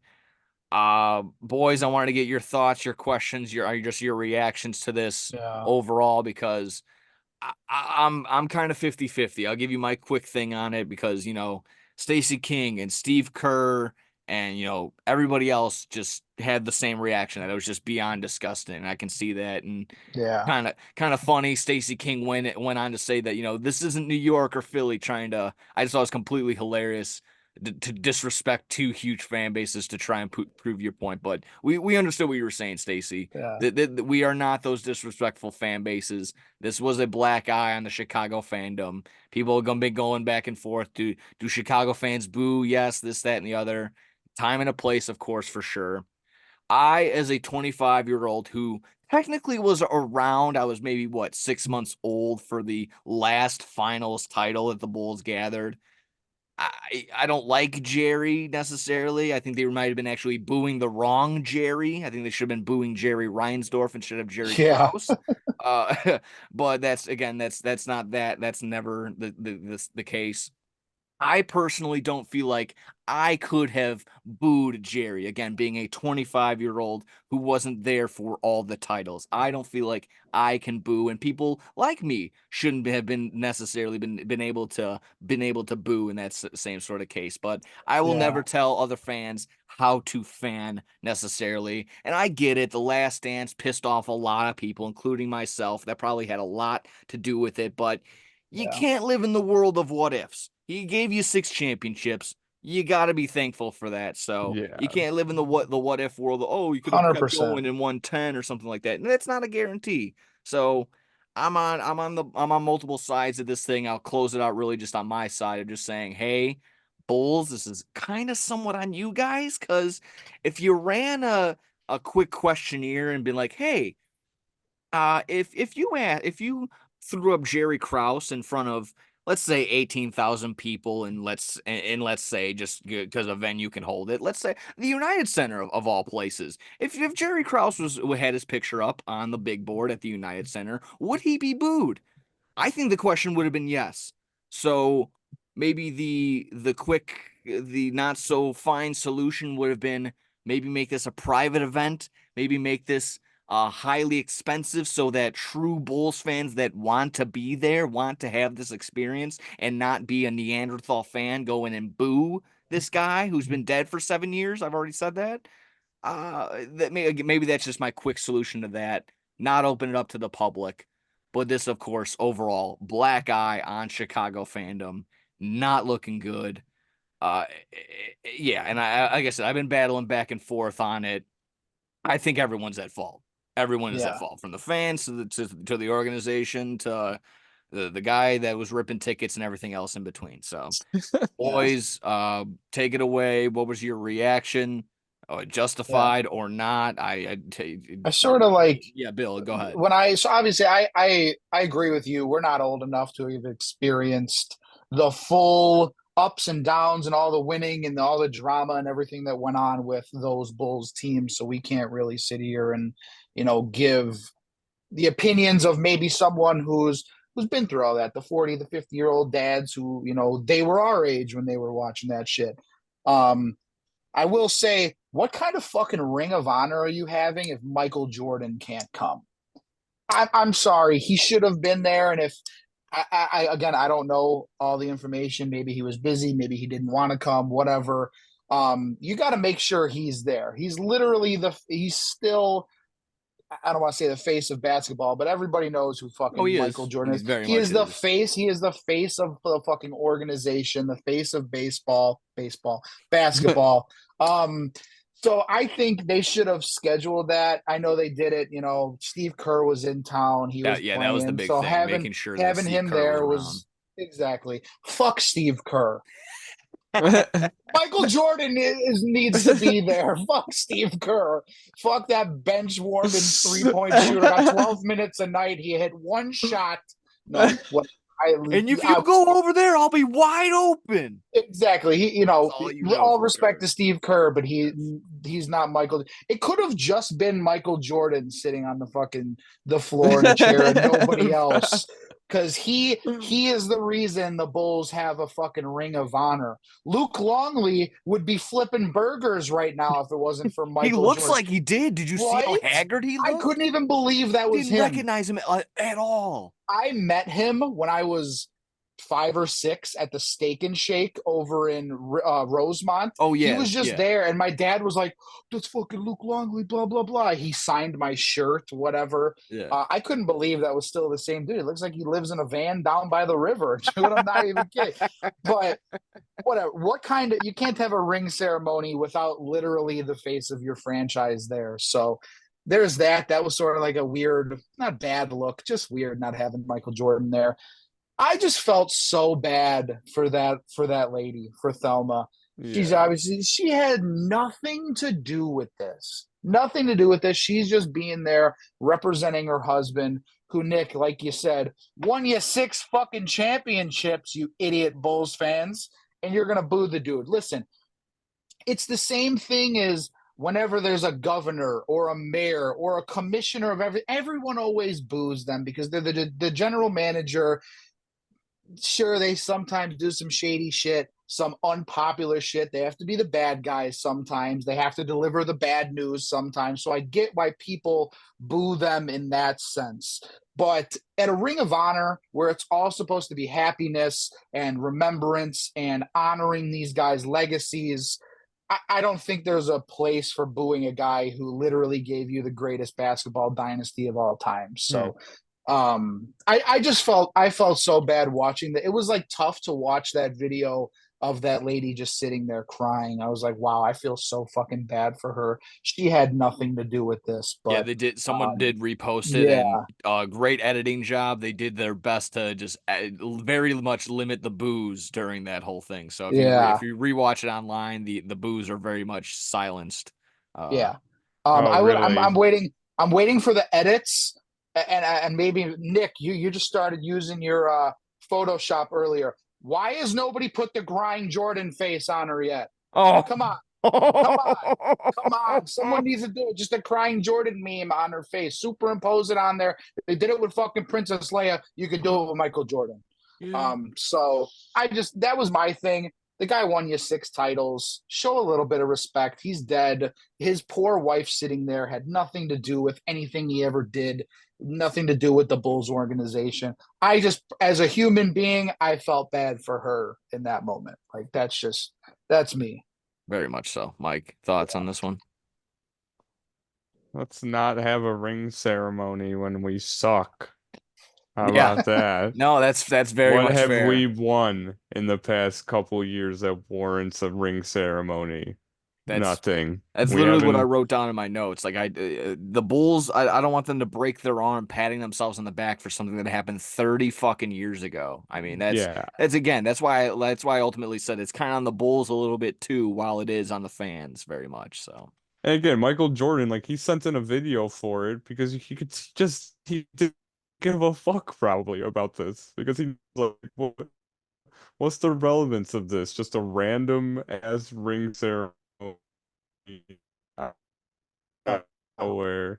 So just send in a video that Yeah. needs to be It's a done. cool I mean, it's a cool gesture. Literally everyone on the face of the planet and their mother knows who the fucking Chicago Bulls are. They know how great they were. I don't think we need a ring of honor to fucking guys legacies at the United Center, all the fans there already know how fucking great. Yeah. Look up the fucking banner hanging there. That's your Ring of Honor. I don't give a fuck Ring of Honor. We got banners.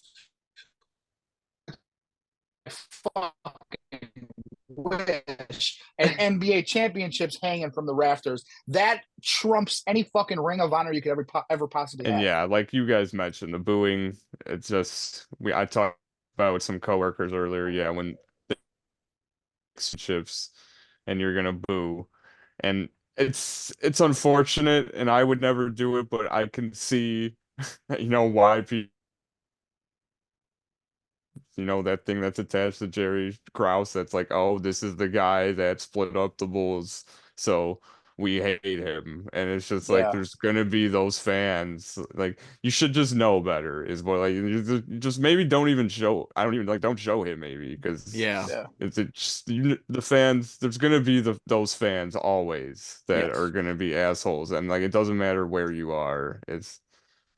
Yeah, everyone says it. Fan is short for fanatic, and that's essentially what they are. They're crazy, dedicated Neanderthal fans that want everybody to win. So, I mean,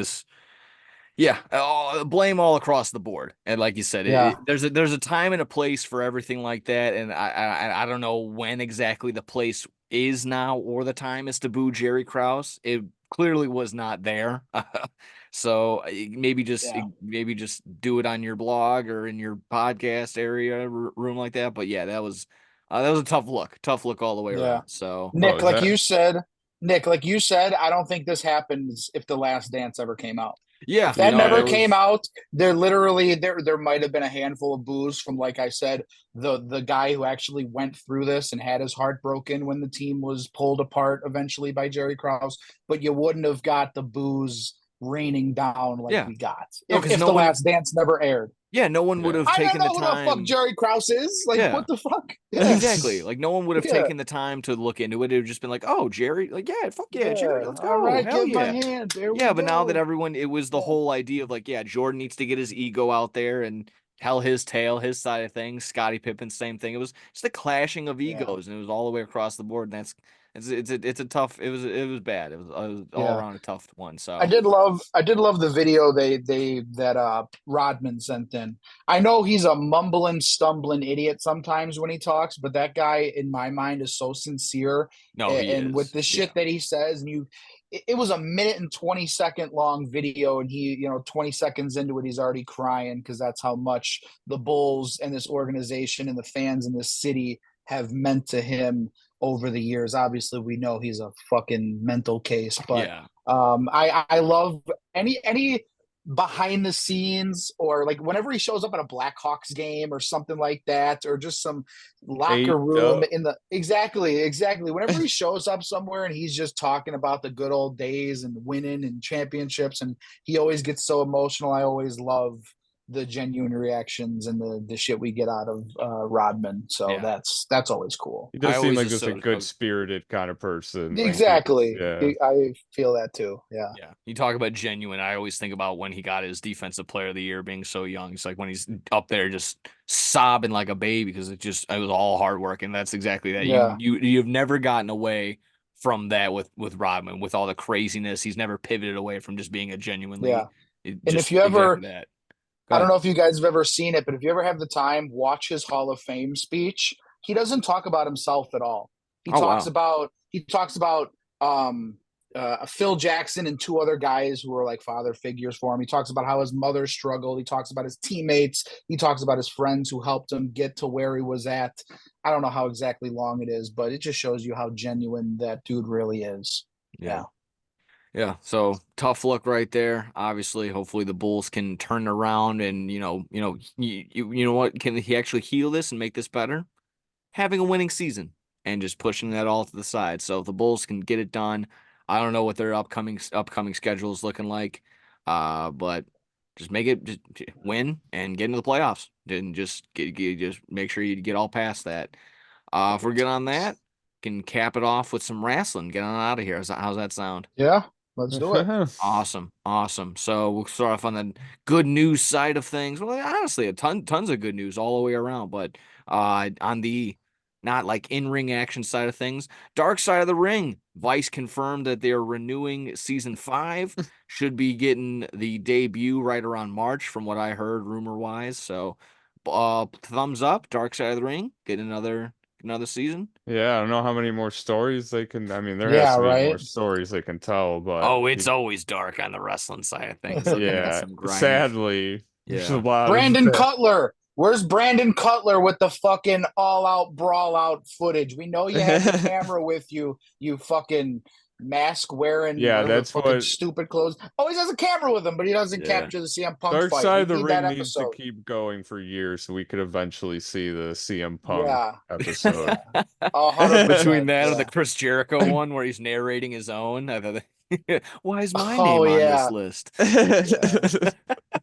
Yeah. Yeah, I mean, any quick predictions as to what could be in season number 5? I would hope they maybe dive in on the like maybe a CZW episode. They had an XPW episode, but just the craziness that is, cage or just deathmatch wrestling, more maybe deep diving into that side of things. Maybe Sick Nick Mondo, Cool. unfortunately he passed away, and I'm just going from one Nick to another, but yeah, Sick Nick Mondo, he kind of made his way there. Maybe they could go with something like that. Didn't I don't think he died tragically, but very young, so they can go with something like that.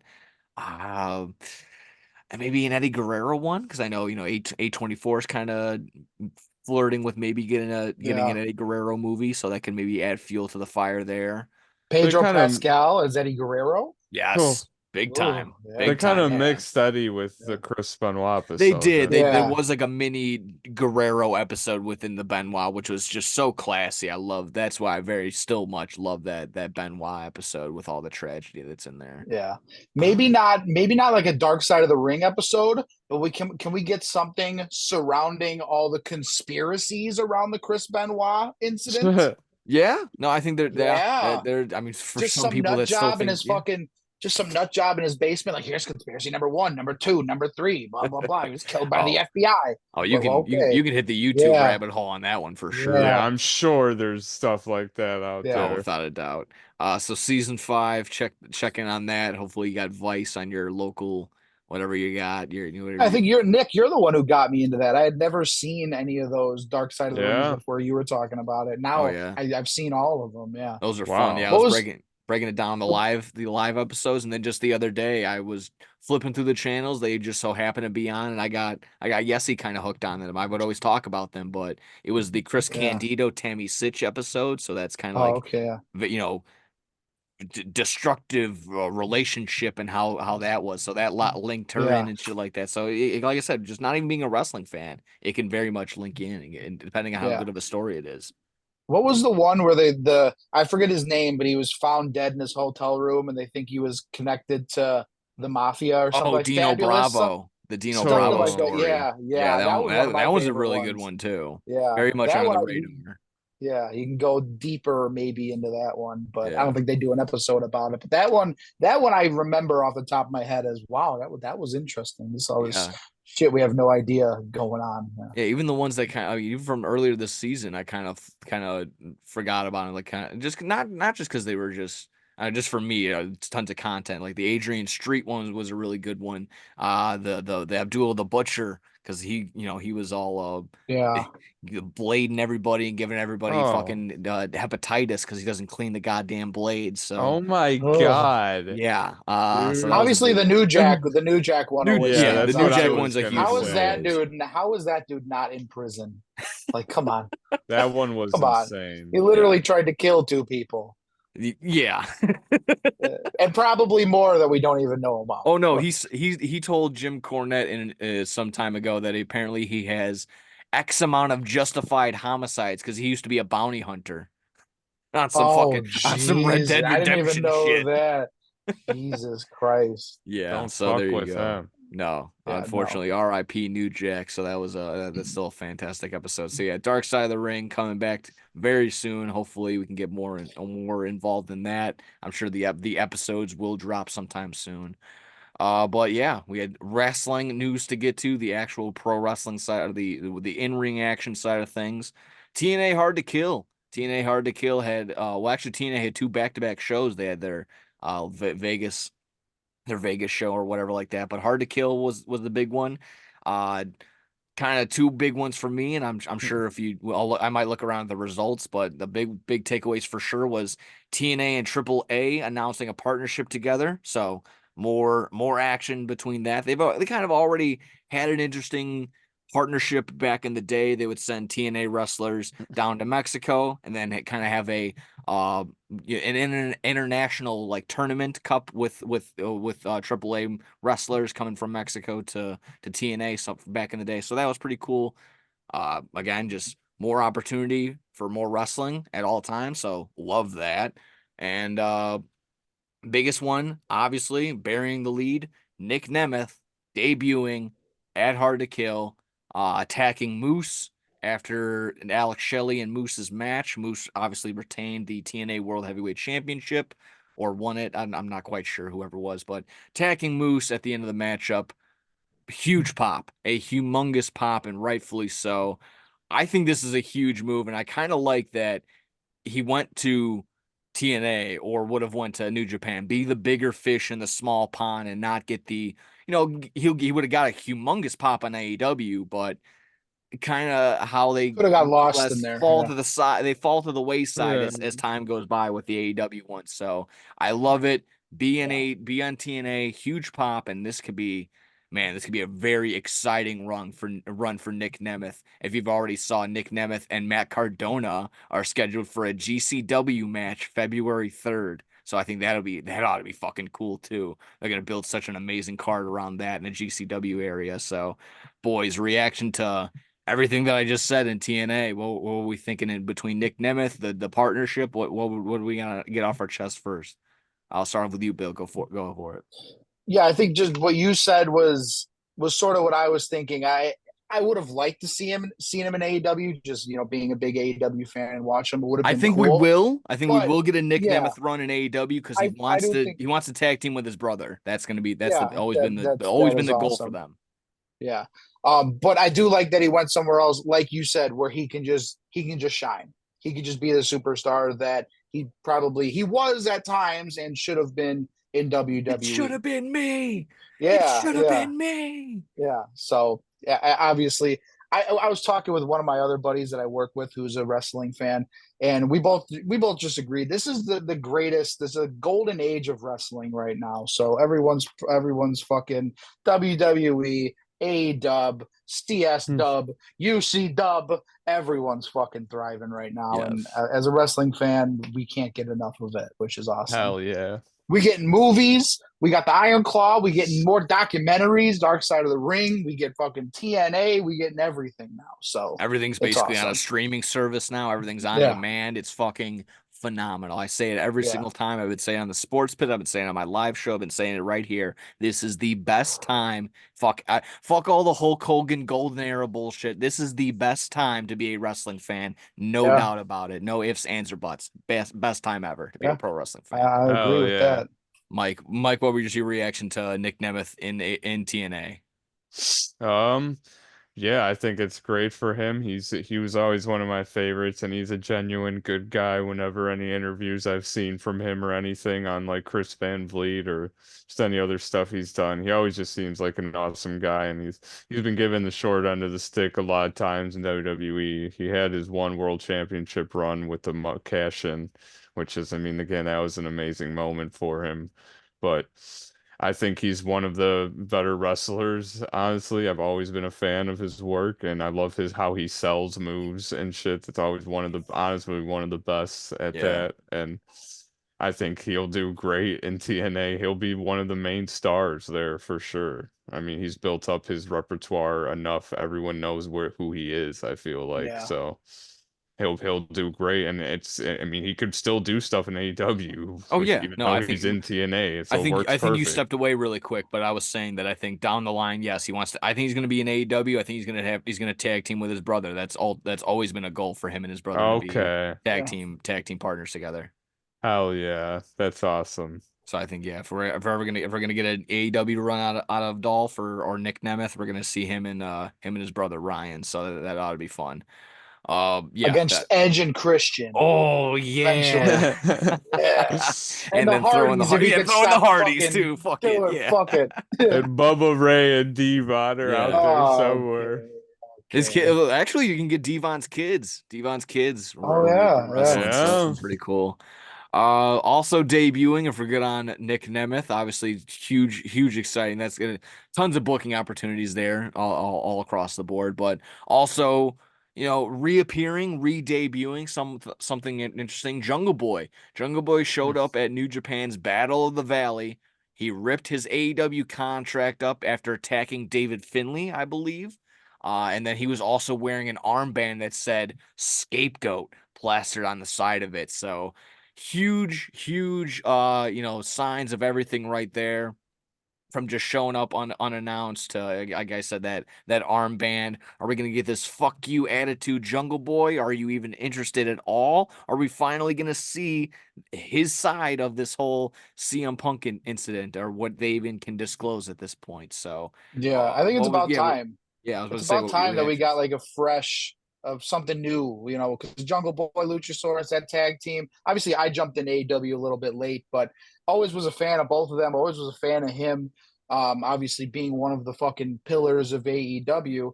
I think it was time for a change, though. And now that he's going through this metamorphosis, he's Jack Perry. He's got this big lumberjack beard. You got the drama behind the stage that could add to the in the ring stuff. I think it's a good. He goes over there, rebuilds himself a little bit, and then comes back just this big brolic badass, Oh, and what if proves he that comes he's out another and pillar. what if he comes out, sits in the middle of the ring, crisscross applesauce like Hmm. CM Punk, and starts Oh, like, dude. "Who wants this? I don't know who wants my pipe bomb or something stupid like Yeah. that." He'll Oh, try. crazy. He'll make his little allusion to that. I think that would be pretty cool. And just he's gonna Yeah. be booed from Indiana to India. He's gonna be booed everywhere. Perfect. Yeah. Perfect. Yeah. Yeah. Mike, what were your thoughts on Jungle Boy showing up?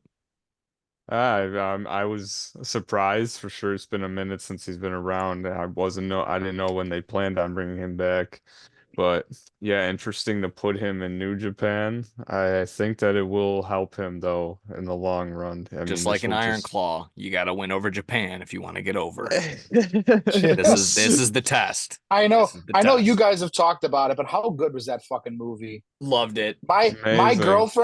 girlfriend, she's gonna beat me now. My fiance, who doesn't give a fucking rat's ass about wrestling, was crying in the movie theaters watching that. Wow. How it was so good, so good. Yeah, anyone So I've good. talked to about it, Yeah. I don't think there's been one person that I've talked to that's been like, "Oh, that movie was shit." I told her I knew of it. I didn't know all the intricate details of the Von Erich tragedy. I told her, I'm like, I've heard this movie super sad. It's they went through a lot of shit, but and she's like, okay, whatever. It's just gonna be a wrestling movie. I'm just going because Zach Efron's in it and he's all Fair oiled up and enough. muscly, and I'm like, fair enough. She was actually crying at the end of it, so the great movie. But we don't got to get too deep into that. But Oh yeah, no, it was yeah, so yeah, Amazing. It's great.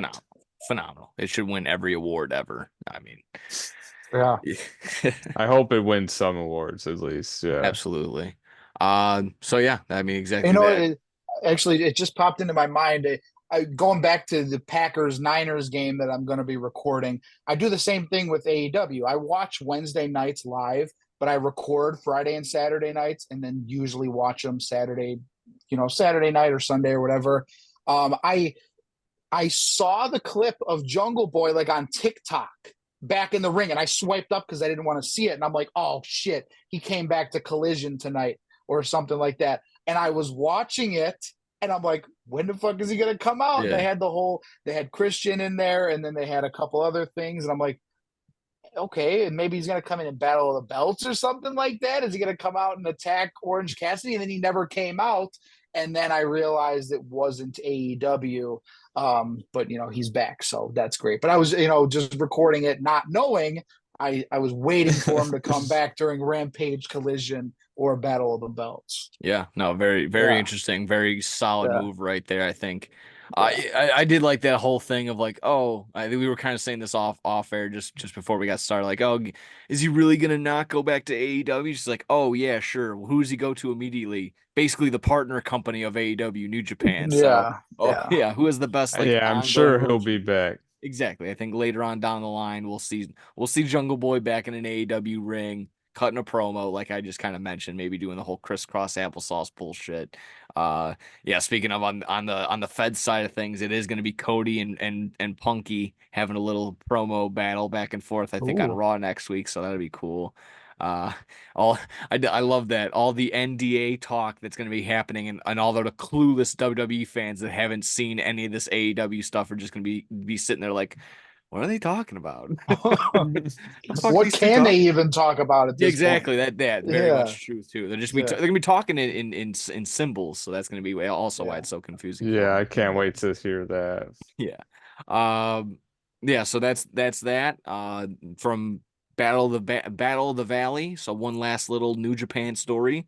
It's Windy City Riot. Windy City Riot coming to the Wintrust Arena April 12th. Usually we're first thing to jump on these tickets, but honestly, it's just no match card has popped out yet. I'm sure with it being a Chicago card, it's gonna be going crazy, but I just thought that it was really interesting. An upgrade from the Odium, RIP the Odium, can't go there anymore.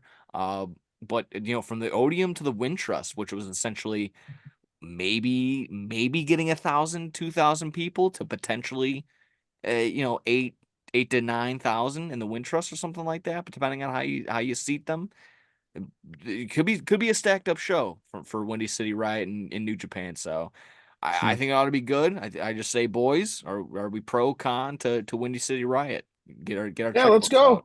Yeah, Bro, Oh me, I love going to wrestling with you guys. You guys, I give you guys all the credit. You re-sparked my love for professional wrestling. So whether it's we were well, I think one of you sent me the Shelly Benson against fucking Victor yeah, we Pick said the that. other day. I want to go watch that just to see what happens. But Student versus this yeah, trainer. this Yep, yeah, Friday. yep. yeah. Oh, that's Out. this Friday. Yeah, Oh, I unfortunately didn't I would not realize be it able to was that make it. I got a fast. Windy Yeah, City Bulls game to work, so I would not be yeah. able to make that. Shit. But yeah, Damn it. Yeah, all the and way back to the beginning. Wrestling is great in the best spot ever right now. been So great. can't I, get enough I don't of yeah, it. I don't care what Yeah, the rumors say about this, that, and the other. AEW's dying, this, that, and the other. Oh yeah, AEW's doing just fine. I mean, it's gonna be doing just fine yeah, for a while too. And it's just all the tribalistic things and all that bullshit. All the negative press all wrapped up into one. Wrestling again in the best possible hands that it's been in a long time. So fun, 100%. fun, fun. If we're all good on that, boys, that's episode 52 in the books. Basically, our 52, we do one a year, one a week. So this is basically our year in review, our, here we our year. go. So I'm glad Wow. everyone was able to join in on this one right here. So of course, a thank you to Mikey, a thank you to Bill, very special guest right here, Yeah, running of it course. back. Thank you guys. Been tons of fun to throw in a three-way rotation on talking sports. Thank you to Troy as always, taking your notes, sending them in about the Kentucky stuff. Alan, hopefully you're also taking your notes. But thank you as always for whoever is liking, subscribing, sharing us around on every single platform that I say in my little 2-minute intro. So go ahead, hop around. It helps us out, but ultimately we just love talking sports. So if you're able to just do that, tap on it and we'll do exactly that. Yeah. So, from everybody here again, thank you, boys, so much. Take care. Thank you. We'll see you next Draft week. Caleb Williams. Go Yes. Packers. Nah, no, nope, nope, nope.